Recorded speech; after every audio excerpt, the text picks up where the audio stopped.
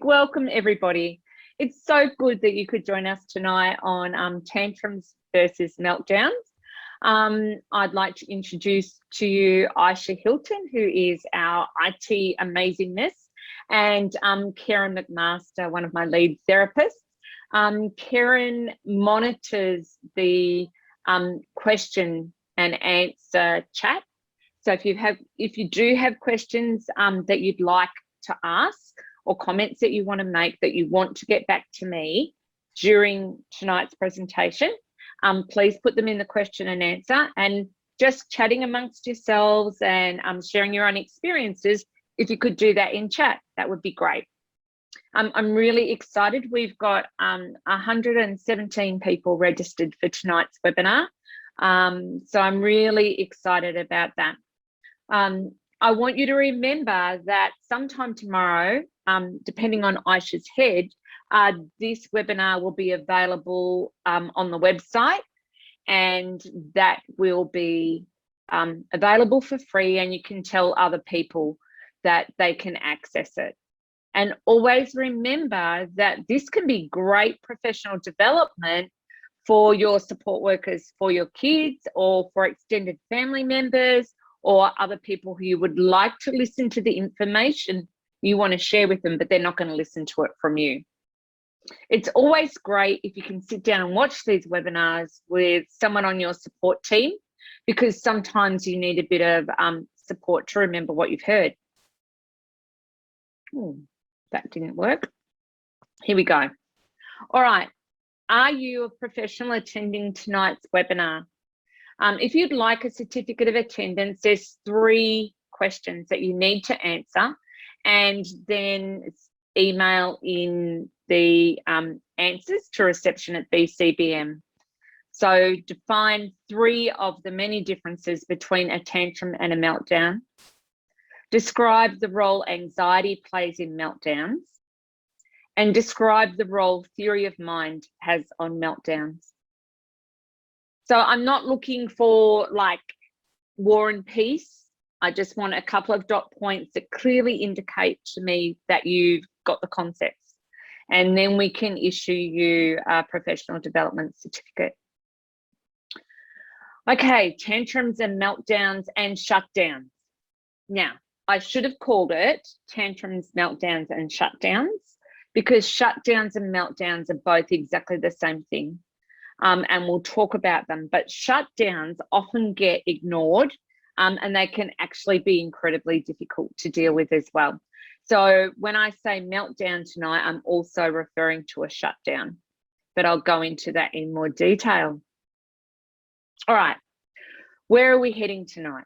So I'd like you to be able to clearly define the difference for yourself between a tantrum and a meltdown and a shutdown, and be clearly able to articulate that to someone else.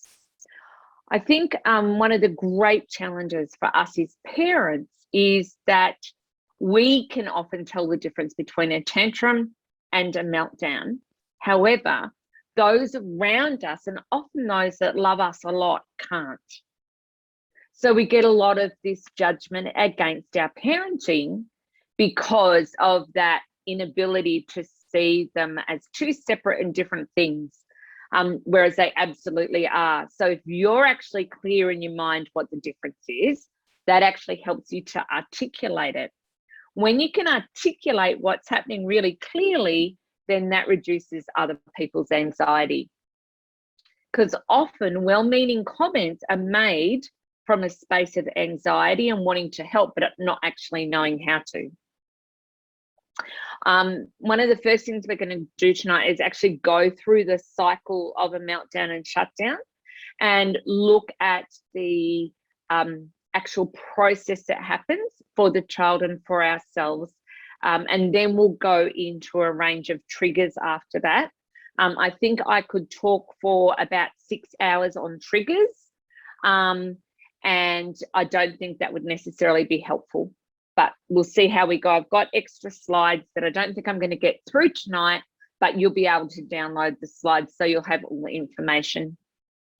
I'd really like you to have 3 things that you take away tonight. I usually say trying to have 1, but this is such a hot topic and an issue that we deal with all the time. I'm hoping that you'll get 3 like concepts or different ways of thinking or strategies from tonight. I'd really like you to be able to describe the role anxiety plays in a meltdown and understand the impact of theory of mind. All right, now, there are some really intrinsic differences between tantrums and meltdowns.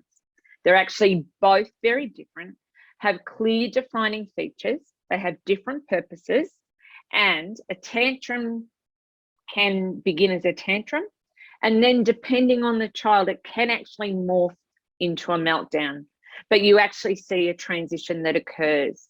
And parents, as we're usually very attuned to our kids, we can actually see what's happening there. All right, so they can all look very different. All of these are tantrums or meltdowns, but we can perceive them differently. We can see them as just being sullen and naughty and difficult and disrespectful, and that's not what they all are.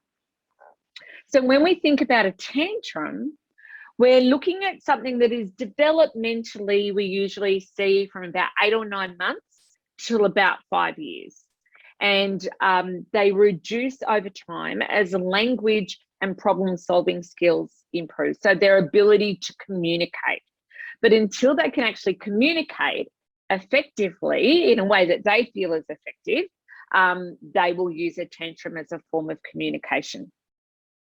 It's want directed and not need directed. You usually won't see a child having a tantrum for something that they need.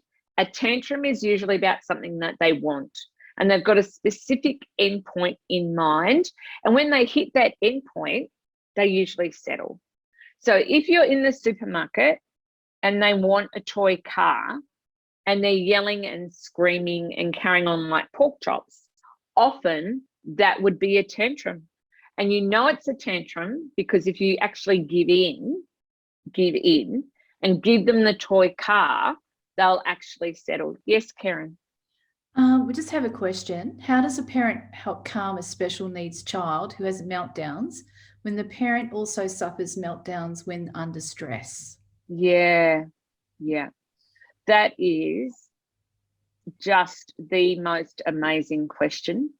And I think by the end of tonight, that poor parent, who my heart just goes out to so much, I think as you actually understand their meltdown and your meltdown, and you can separate them out, and you can understand that more effectively, you'll be able to manage your own anxiety more, because your meltdown is an anxiety response to not being convinced in your own capacity to manage your child's behavior or help your distressed child. It's about feeling like a failure because you don't know what to do, and you're the adult and they're the child, but you're melting down as well. So your anxiety about it is absolutely real and reasonable, and I hope that by the end of tonight, you've got a couple of things that are really helpful. Okay. A really, really big defining factor between the two is that in a tantrum, there are protective factors in place. So they won't hurt themselves, they won't hurt other people, they won't damage property, and particularly their own. So in a tantrum, they might bang their head on the ground and they might scream and they might wave and flail around, but actually they won't really seriously hurt themselves. They'll be checking that you're engaged. They'll still require support for relationship repair and restitution, like I'm sorry, and working those things through, but not to the same degree you would with a meltdown. All right, meltdowns and shutdowns. They're internalized and externalized. So a meltdown is an externalized response of extreme distress and terror and fear and whole body overwhelm that they totally have no control over. A shutdown is exactly the same thing, but internalized. So that's when they're not able to talk, move, think, respond to you. They just shut down. At one of the schools I work with, we've got a little year 2 girl who has shutdowns. And what ends up happening is she'll be in shutdown, and because she's not actually disturbing the class, her shutdown gets ignored. And she's just left to manage this horror on her own. And so there's no relationship restoration. There's no supporting her to recover. There's no supporting her to know what to do next. Yes, Karen. I'm just wondering, but we have got another question, and I'm just wondering if we might save them for a little while, because I think that a lot of them probably be answered as we go through. Sure. Fantastic. Keep asking your questions though, but we'll just, Karen will give me a wave when there's some, like a body of questions. I hope you've all got a cuppa. All right. Let's see, where was I up to? So anxiety is always an antecedent of a meltdown. There is a lack of protective factors. They will hurt you. They will hurt themselves. They will damage their own most treasured things. They will smash TVs and iPads. They will smash walls. It's a meltdown can be that extreme externalized behavior. They're often very exhausted. It's about a real or perceived need. It's never about a want. Okay. If they want something, they can often just tolerate the process of a no. But often they place different value on what they think they need than what we might. So they perceive their needs differently to us. They will require support to gain regulation. There is a deliberate recovery process and re-engagement process, and they will require support for relationship repair and restitution.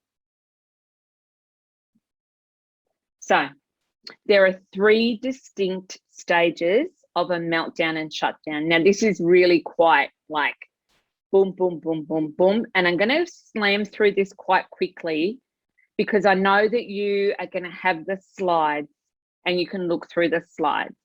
So we have rumbling, rage, and recovery. So this is kind of like, well, no, it's not kind of like, it's a graph that describes a meltdown. So we'll have our daily routine, we'll have our rumbling stage, and this is the only stage in a meltdown. Like you're going through your daily routine and you see that those early rumbling signs, that is when you can possibly intervene and move out and go back down out of a meltdown and prevent a meltdown. But once you pass that midline, that into meltdown, there's actually nothing that you can do to stop the meltdown from happening. It just takes on a life of its own and you can't stop it. Punishment, yelling, screaming, bribing, corruption, gifts, giving them what you think they want or what you think they need is not going to help.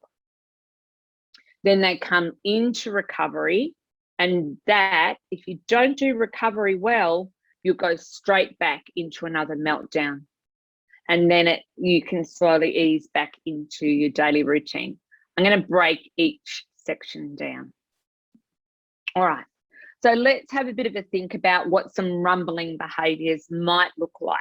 Now, remember, every child is totally different, and your child will have their own set of rumbling behaviours, and they're different for everyone, but this is just a list of some of the general ones that I see.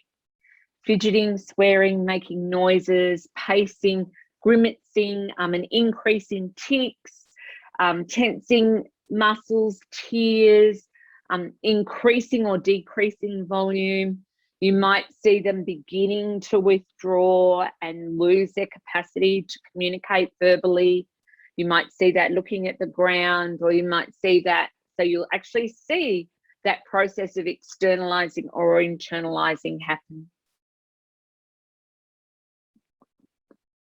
Now, we have our response as well. As you can see, there's the child's curve, and then there's our curve. So our responses to those rumbling behaviours are really key.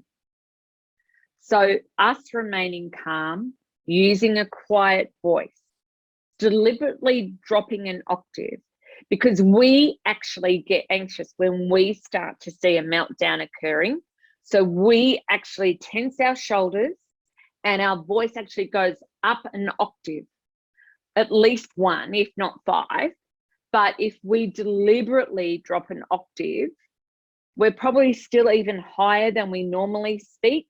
But if we just are deliberate about trying to drop it down, slow your voice down to about half speed.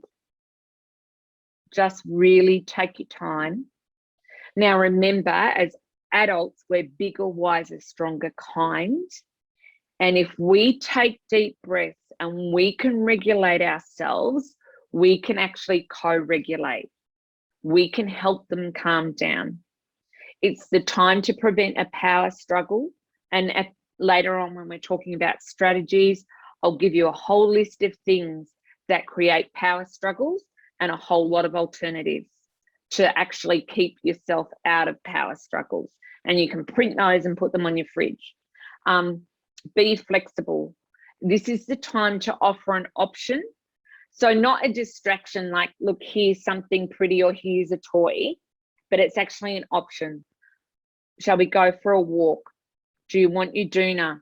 Shall we do a location change? See if you can gently redirect into a space where they can regulate more effectively. Then we have the meltdown and shutdown behaviours. So this is where we see the disinhibited behaviours, so that not really caring about what's happening. That's what it appears like. It's impulsive, explosive, emotional. This is where you see property destruction. This is where you see the violent behaviours that we talked about in the other webinar. Screaming, the self-injury. And this is where we see those extreme internalized behaviours, the selective mutism, the shutting down, the withdrawal, the non-compliance, the not responding to cajoling and trying to get them to transition or move on from where they are. So for us, it's about protecting the individual, so the person who's melting down, property, self and others. So safety first always. Do not try to discipline. Basically, don't talk. Words are actually not helpful at all when someone is melting down. Even things like saying, I've got you, it's okay, you're going to be all right. That is not helpful, and we'll talk about why that's not helpful later. Try and just disengage a bit emotionally so that you can regulate. Plan a graceful or space-saving exit if you can. Have a plan about what you're going to do and how you're going to get assistance. Try and transition them to a safe space if you can. At school, often we just have to remove everybody. Use you like no words and not power struggles. So what's happening for us? Because remember, as much as we try to stay really well controlled, we actually naturally have a response. So sometimes our curve is going to be nearly as big as their curve. And that's okay. Because sometimes that's where we're at. And other times we're going to have a smaller curve, but we are always, always, always going to go up. Because a meltdown or a shutdown is really, really stressful for everybody involved. So controlling your own fight-flight tendency. Remember, less is more, less is more. Remain calm and quiet. Don't take the behaviours personally in the moment. Later on, you can talk about how you feel about things, but in the moment, just let it go. Be really conscious of your non-verbal cues. Try and keep your hands soft and wiggle your toes, because we often clench, and that is not helpful. So wiggling your toes and wiggling your fingers and just trying to keep your body soft will really help. And it means that you won't have quite as much adrenaline and cortisol released into your bloodstream that you actually have to get out of your body later in your own recovery phase. Then there's a recovery phase. Now, the recovery phase, to do this well and do this slowly, is critical. Some kids, their recovery is half an hour or so, never less than half an hour. And even if you think they look all right and they're talking normally, in half an hour, their adrenaline and cortisol levels have not dropped. So at any point in time in that recovery phase, they can just go straight up again because they're actually still already really heightened. So recovery has to be a minimum of half an hour. And for some kids, it can be a day or 2 days or even 3 days before they actually do a full recovery process. So it's understanding that. And if your child is one of those children that do take those extended periods to recover, you kind of really need to see a pediatrician and actually get some additional support, because it actually means that their hormones are totally out of whack and their brain chemistry is out of whack as well. Now, in the recovery phase, it can actually be, some of their behavior can be really confusing, especially if you have melted down as well, because they might become very chatty and friendly and want to be talking to you. And you're like going, oh my goodness, oh, I don't even actually want to look at you at the moment, let alone engage in some conversation that is kind of silly and irrelevant. And why are you laughing now? It's just doing my head in. I'm feeling hurt. I'm feeling exhausted. I feel disrespected. I feel incompetent. And you're laughing and joking? Give me a break. So we'll talk about why that occurs a bit later. Your response is absolutely reasonable, but guess what? So is theirs. And so helping you understand why that is so is really critical. They can be apologizing. I'm so sorry. I'm so terrible. Oh, I want to die. Why am I like this? And that distress, that really deep, heartfelt distress and agony that they can access and express in that recovery time that they may never be able to access at other times, can be heartbreaking, but it gives you a real window to their soul. They are fragile, physically, spiritually, emotionally, every part of them is fragile. And whether they want to eat or drink or not, in that recovery phase, they must eat and drink. And this is one of the stages that schools are often really not great at. So if you have a child who has meltdowns at school, I want you, if they will have up and goes, I want you to send some up and goes to school, or some sustenance drinks or something like that, a preferred food or a preferred drink that has protein in it, and give it to the school to support your child to recover. A meltdown is exhausting. And we can't expect them to come back to themselves without having that energy replenished. Now, for ourselves, am I doing ourselves or them? Sorry, I've lost track of myself. That's their recovery stage. Okay. This is recovery interventions part 2 for the kids. So once you feel like they've really come right down and they're getting close to being back into daily routine, some of them actually may need to sleep, and you've just got to let them sleep. They may even sleep for a couple of hours. Relaxation techniques can be great when they're ready and when you're ready. In recovery, do not refer to the meltdown behaviours. Just don't, it's not the time to be talking about it. And this is often a time when schools and even parents will say, now, do you understand how your behaviour was inappropriate? Of course they understand their behaviour was inappropriate. Of course they do. But it doesn't mean they can do anything about it. And that's often when we're tempted to ask why, or help me understand. But that is not the time to do it. Don't refer to the meltdown behaviour. Direct them to the next activity. So be very gently directive, and don't give more than a binary choice. So it might be, would you like a strawberry or a chocolate up and go? No demands, support with structure. So first you can have something to eat, then you're going to have something to drink.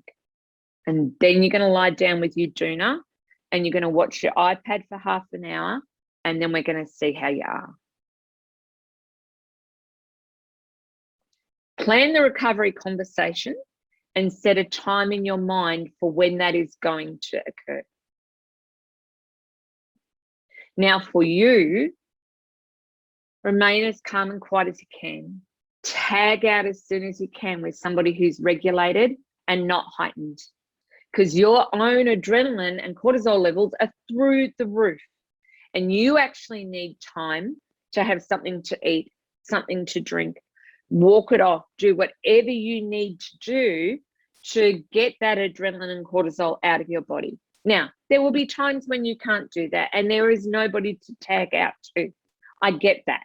I'm talking about an ideal here. Look, I was a single parent. It was hard. I had to do it all on my own for 13 and a half years. I get it. There wasn't anybody I could tag out to. I often then would tag out to an iPad. Actually, I think it was a Sega Master System. Truth be known, that I used to tag out to. Debrief with someone, phone a friend, phone Lifeline if you have to, and then either write an incident report or journal the incident. Because what happens is we have so many incidents. If you've got a kid that's prone to meltdowns, they will have lots and lots and lots of meltdowns, and you will forget what happened before the meltdowns that led to the meltdowns. You will forget the actual process of the meltdowns and what recovery strategies were helpful. If you journal this stuff, this really helps you when you're talking to OTs, speechies, physios, psychologists, pediatricians, psychiatrists. You will actually have your journal. It's a hard thing to do, but it helps you process it.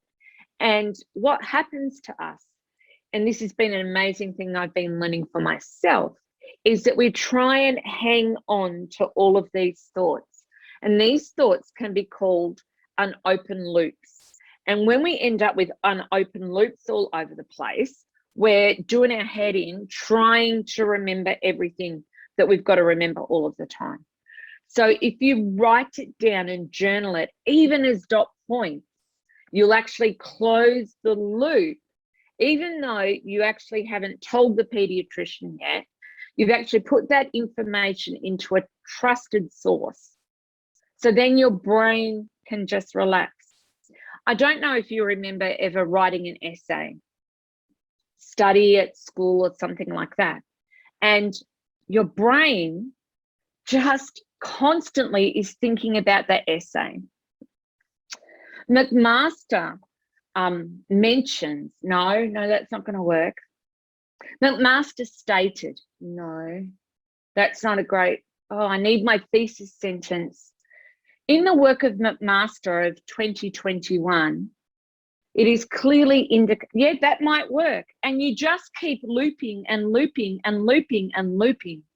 But as soon as you hand that essay in, you kind of go, oh, because the loop is closed and you don't need to think about it anymore. And that is the idea of closing loops.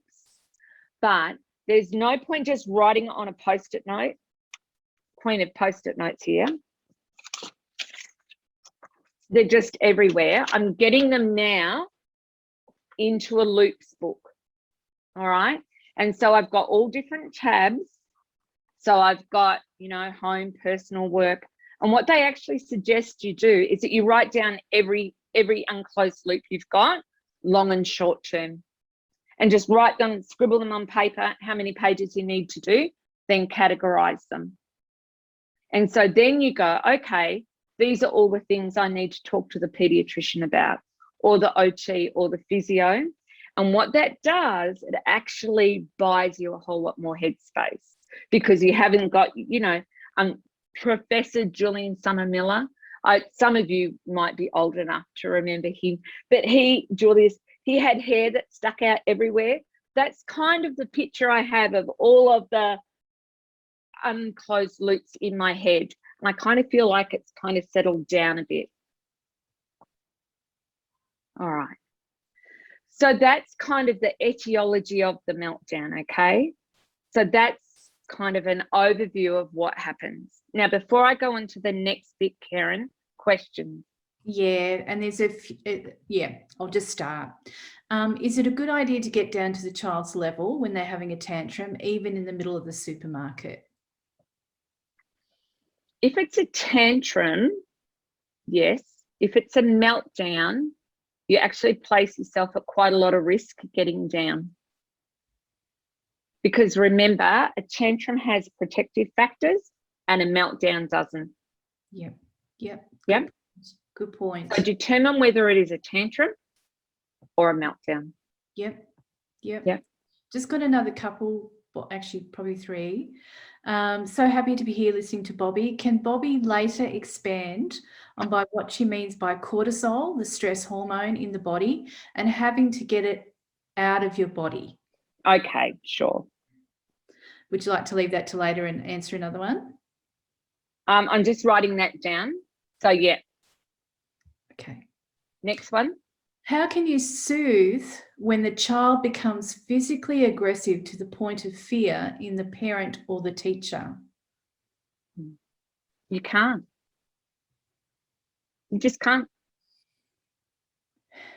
Sorry, I know that's not really the answer you wanted, but you can't. You cannot soothe them when you're in that heightened state. So at that point, it's just about safety and containment. Yeah. There was another question, Bobbi. Is there an alternative to up and go? As that has, and I can't see the thing in the chat. Yeah. Look, there are some great alternatives to up and go. There's Pediasure, there's a whole range. And if you would like to know some of the options, our dietitian Kiri can help you with options there. I'm just saying up and go and Sustagen, because I know they're really accessible and easy to get.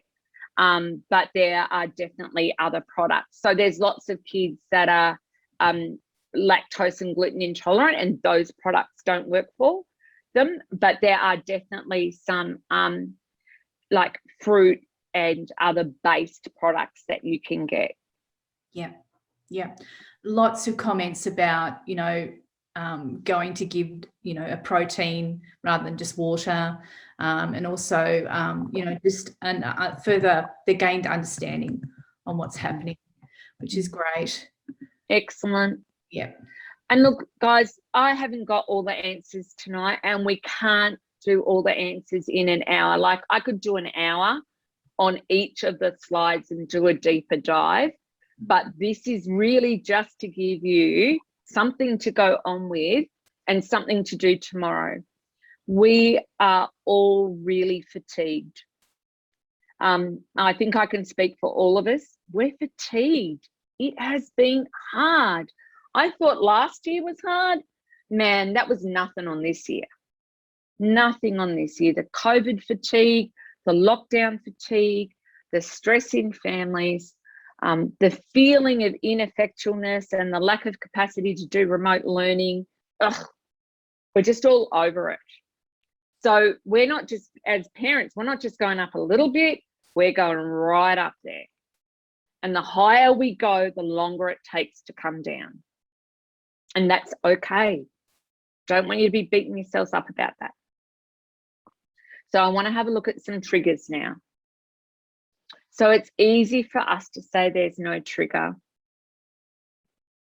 And it can look like there isn't a trigger. But one of the problems is that we often hear stories about, oh, they looked fine and they were talking and they were playing nicely, then all of a sudden they lost it. That's actually because they actually weren't fine. They weren't traveling along at a nice, even midline level. They were already extremely heightened, but containing themselves at a more heightened level. And so the gap between losing it and where they were was basically 0.0001. And so they were only ever a second away from a meltdown.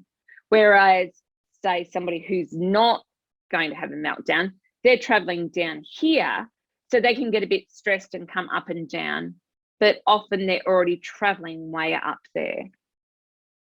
So we need to be detectives and find the trigger, and there is always a trigger, but often there is like layers of triggering that occurs. So one of the most significant triggers that I bring about, that I cause, that I'm the trigger of, is around pace. Okay. I achieve a lot, often in a short period of time, and I often have multiple agendas going on in my head. So I will often go boom, boom, boom, boom, boom. Okay, I want you to get up and get dressed. Are you dressed yet? Come on, hurry up and get dressed and get your shoes on, and I will pile on, and the pace is ridiculous. Now, I know that my young person cannot do that. It just does not work for them. But sometimes I still do it anyway. Strangers, changes in routine, being ignored, chaos, just stressful situations. All of those things can really have a significant impact. I was talking to someone yesterday or the day before about relief teachers at school and the impact that they can have on kids. So I would say 90% of our kids can actually cope okay with a relief teacher. Now we might go, oh, that's ridiculous, Bobbi. How can you say that? Every time there's a relief teacher, they melt down, they end up yelling and screaming and throwing chairs, losing the plot, smashing the teacher's iPad, whatever it happens to be. And they end up getting sent out of the room and you get called and the whole 9 yards. It's actually not that they cannot cope with a relief teacher. It's that they cannot cope with their peers' behaviour when there's a relief teacher. So they know the rules, they know how the kids should be behaving, they know how the class should run, they know the sameness that's required. So when they become anxious, they require more sameness. And when that sameness goes away, their anxiety goes through the roof. So it's not actually the teacher that they're having an issue with, it's their peers. And that's where often their behaviour is directed towards their peers. Yeah. Yeah, Kes. If a child is causing themselves harm during meltdowns, who would you recommend for intervention? And should you speak to the child about what has happened after the recovery stage? For an example, an OT, the child is 4. Yeah, I think a really wise OT could absolutely talk about the behaviour, but not directly. So they could introduce those kinds of behaviours, or I heard a little whisper this week that your body just really wasn't managing, and that your arms and legs were going everywhere, and that you were really, really scared and frightened. And you could introduce it in that kind of a way, but it would take a very skilled practitioner to do that so that they're respectful about it.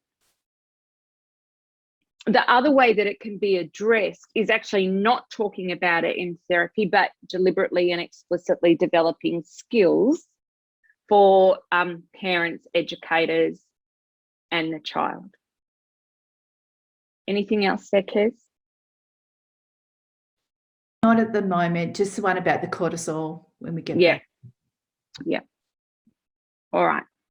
So theory of mind is a big deal, and I've been talking about this a lot in my webinars. So please, for the people who've been here before, 1,000 apologies, but I'm going to go through it again.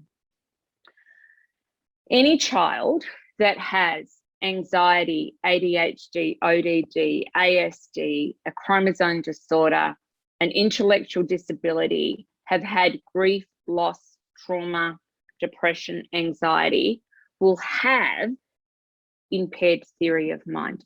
And this isn't just children, this is teenagers and adults as well. So we have to think about this for ourselves when we're processing our own trauma in meltdowns. So theory of mind is the ability to understand how somebody else might be feeling and moderating our behavior in response.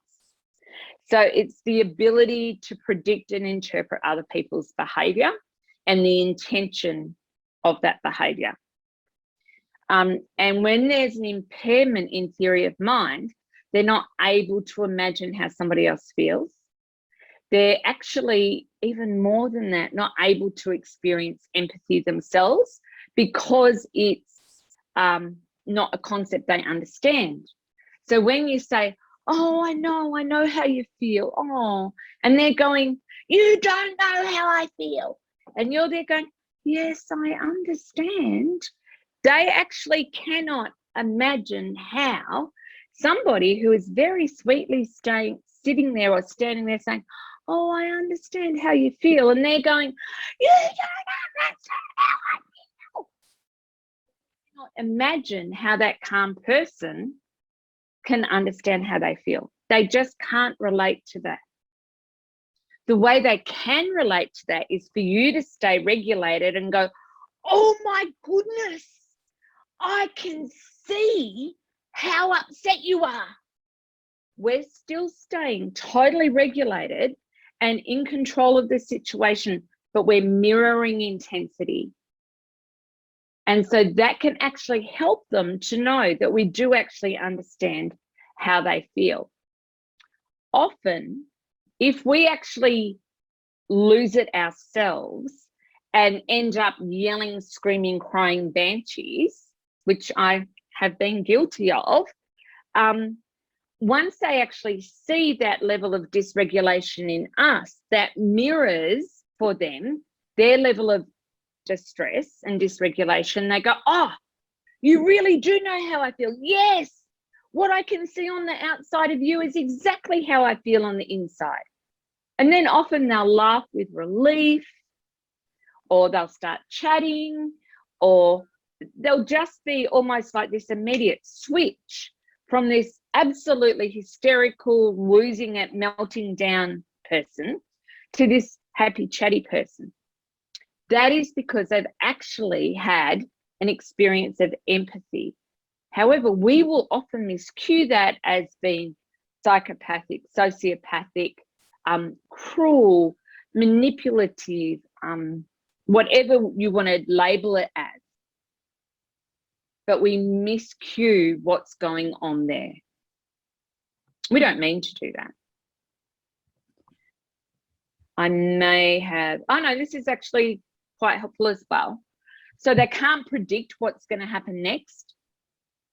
So they can't predict if I smash everything off mum's dressing table, They can't predict that that is going to be disastrous, because if it's got all of her favoured perfumes there, that isn't going to be good. They can't predict what will happen next. They can't predict what will happen if they smash their iPad. They can't predict what it's going to be like for themselves if they wreck all of their Lego creations that they've built over a really long period of time. They can't read our intentions. They can't understand our emotions. They can't explain their own behaviour. They can't maintain perspective or have a reference point. So often they will use us as a reference point and almost like a compass, but they lose that ability for co-regulation. I'm actually going to go back to understanding social intentions. So they miscue rules that are put in place to keep them safe. And rather than seeing them as a tool of society or the classroom or the family to keep them safe, they totally misread those intentions, and they see them as intended to be cruel or punish or control, or as they get older, to manipulate their thinking, to not allow them freedom of choice or freedom of expression, and they can really take on some real sets on those kinds of things. So there's 10 situations that trigger an intense need for sameness. So lots of children require sameness. So that's things being predictable. Karen, if you've got a question, sorry, I just noticed. Oh, look, I was just looking at the time and I don't want to interrupt, but okay. Yeah. I think you may have half answered this just before. What's the best thing for a parent or teacher to do when a child is having a meltdown? For example, they're throwing things, etc. Do we way if it's not recommended to get down and be level with them? Sorry, what was the last bit of that? Do we step away? Yes. Yeah, we do. Okay. Yep. Great. All right. So I'm going to just flick through these really quickly. You will have them all, and they're really quite self-explanatory. So about anxiety, problem solving, often they can't solve problems. They have their own weird kind of logic, and this is called pseudo logic. So I see this one a lot in particular. If I was the only child and my parents loved me and they have another child, they will only love me half as much. So therefore I need to get rid of the other child so that I have 100% of the love that I had before. Or if there's 3 children now, I'm only going to get 1/3 as much of the love, because they actually can't understand how love is infinite. And that causes lots and lots of aggression towards younger siblings and babies.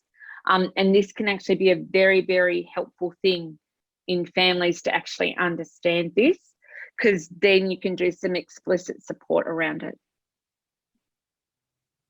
Executive function, planning, all of the stuff that you cover in your WISC and your IQ tests, so deficits in all of that can be significant triggers. Expectations, assumptions, hidden curriculum. So, all right, guys. The teacher stands at the front of the room and says, all right, everyone, and then just stands there, and everybody just automatically packs up their books and comes and sits on the floor. And then you've got Bobbi, Karen, and Aisha who don't understand what's just been said. And then the teacher has to say, Bobbi, Karen, and Aisha, I just said, come and sit on the floor. Pack up what you're doing and come and sit on the floor. No, you didn't. You just said, all right, everyone. And that can cause all sorts of horrific events to occur. Special interests. Okay. I want to talk to you about the things that can really make things really go very bad. So you never listen to me. You always run away. Why can't you? Why won't you? Don't do this. You shouldn't do that. You should do that. Other absolutes are really, really unhelpful. And mind reading, you did that on purpose. That was deliberate, and you choose to melt down. You choose not to follow my instructions. You chose to break the TV. You did that to get your own way. You did that just because you wanted to. All of these things are like pouring oil on a fire, or petrol on a fire, or Kero on a fire, or pointing a gas torch at it and just heating it up more and more and more. And these are the scripts that we have in our head, and these are our own moral compass that has been developed over our parenting and our life experiences, and come from our own trauma, but also from our own expectations on ourselves and what we think other people think should be happening. So there's lots of words that de-escalate. Maybe, perhaps, sometimes, once in a while. I wonder if. I'll consider it. The other night we had our young person wanting to understand why I wouldn't allow them to have headphones and a microphone while they're online. And a huge meltdown over that. But what I was able to say, I'm happy to consider it with these particular boundaries. So I was able to move away from the obsession on the headphones and the microphone to the actually being able to talk to people online. So we were able to move through it. And then I actually said, there is no guarantee on this. However, I will discuss it with Pop and we will get back to you. Everything that you do, try to be optimistic, like we can work this out. We can get through this. Be considerate. Now, I know you're like going to be really exhausted after that meltdown. Now is not the time to talk about this. Let's just relax. Both of us calm down, and then we'll talk about it. But give them a time when you're going to talk about it, or else you'll ramp them straight up again. We will sit down after dinner tonight, or we're all going to be really exhausted tonight. After breakfast tomorrow, we'll sit down and talk about it. So which parent are you? The regulated or the dysregulated? I reckon I'm probably 70% regulated and 30% dysregulated on most days. Yes, Karen? Just wondering if you're ready for just a couple of questions. Yeah, let's go for it. Could you explain more on how to address the meltdown with your child after recovery? Yeah.